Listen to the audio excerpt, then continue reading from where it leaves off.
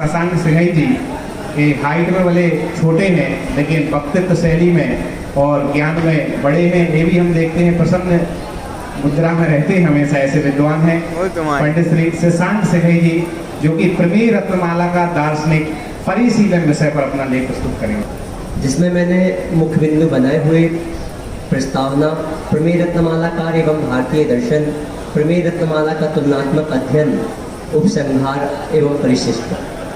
सबसे पहले प्रस्तावना में मैंने जो जैन दर्शन और भारतीय दर्शनों में विशेष स्थान को प्राप्त किए हुए हैं, जैन दर्शन का सबसे मुख्य सिद्धांत अनेकांतवाद होने से यह समस्त सिद्धांतों का समावेश करने वाला होता है।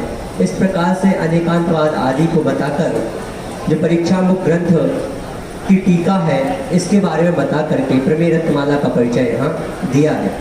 उसके पश्चात द्वितीय जो पॉइंट है प्रमेय रत्नमालाकार एवं भारतीय दर्शन।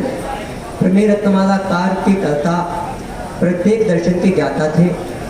प्रमेय रत्नमाला जो इनकी एकमात्र कृति है, इसके अध्ययन से ही यह ज्ञात हो जाता है कि आपको समस्त दर्शनों का, या यूँ कहें कि आप लघु अनंतवीर भारतीय दर्शनों के तलस्पर्शी अध्येता थे। उनके विभिन्न दर्शनों के अध्ययन संबंधी एक संक्षिप्त सर्वेक्षण यहाँ प्रस्तुत किया जाता है। इसमें मैंने वेद, आरण्यक, उपनिषद, स्मृतियाँ, चार्वाक दर्शन आदि का उदाहरण देते हुए यहाँ उनके जो प्रमेय रत्नमाला है उस कृति को समावेश किया है। अगला जो पॉइंट है, तीसरा पॉइंट, प्रमेय रत्नमाला का तुलनात्मक अध्ययन। इसमें जो जैन दर्शन के ही अन्य शास्त्र हैं जैसे सर्वार्थ सिद्धि जी, प्रमेय रत्नमाला का जो आधार ग्रंथ है श्री परीक्षामुख जी एवं श्री सर्वार्थ सिद्धि जी, इन ग्रंथों का रेफरेंस देते हुए श्री प्रमेय रत्नमाला की तुलना इन ग्रंथों से की है। अंत में उपसंहार, जैसा कि कहा है कि प्रमेय रत्नमाला यह न्याय दर्शन का महत्वपूर्ण ग्रंथ है। इस ग्रंथ में प्रमाण और प्रमाणाभास का कथन है। मुख्य रूप से प्रारंभ के 5 समुद्देशों में प्रमाण का वर्णन किया गया है, अंतिम समुद्देश में प्रमाणाभास का वर्णन प्राप्त होता है। इन्हीं दोनों के वैशिष्ट्य को बताकर आचार्य ने जैन दर्शन का वर्णन किया है।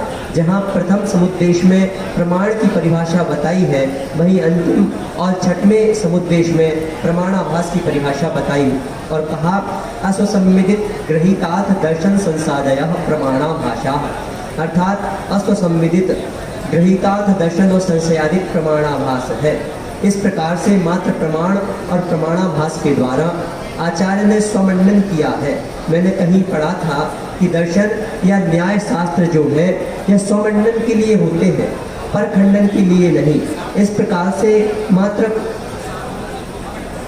यदि स्वमंडन को समझे तो कोई दूसरा जो अन्य मतीय है, दूसरे मत वाला है, अपने आप खंडित हो जाता है। इसलिए इस ग्रंथ से हमें यही समझना है कि जो दर्शन शास्त्र आदि है बस स्वमंडन के लिए है, क्योंकि जब स्वमंडन होता है तो परखंडन भी स्वयं ही हो जाता है। क्योंकि मैं दर्शन का छात्र नहीं हूँ, कक्षा 8वीं 9वीं में पंडित ज्ञानचंद जी से यह जो परीक्षामुख ग्रंथ है पढ़ा था, परंतु अभ्यास के कारण सारा का सारा विस्मृत हो चुका था। अब जब इस आलेख को तैयार किया तो कुछ पढ़ा जिससे यह लगा कि दर्शन को पढ़ने से जो धार्मिक अनास्था होने लगती है वह दूर होती है। यह प्रमेय रत्नमाला ग्रंथ अत्यंत सरल और सहज है, क्योंकि आचार्य अकलंक देव ने जो न्याय ग्रंथ लिखा वे मंदबुद्धियों के लिए नहीं है, परंतु हम जैसे मंदबुद्धियों को न्याय शास्त्र में प्रवेश के लिए यह परीक्षामुख ग्रंथ एवं उसकी टीका प्रमेय रत्नमाला का अध्ययन आवश्यक है। मुझे लगता है सामान्य जनों को भी इसका अध्ययन करना चाहिए, जिससे उनकी तार्किक क्षमता जागृत हो सके और धर्म में शंका रहित रुचि जागृत हो सके। बोलिए देवादिदेव सिद्धेश्वर अभिनंदनाथ भगवान की, परम पूज्य मुनि पुंग शिक्षक सुधा सागर जी महाराज की। एक बार जोरदार तालियां इनके लिए बजा दें। बिल्कुल समय पर जैसा कहा गया था शशांक जी ने अपने लेख की प्रस्तुति दी है।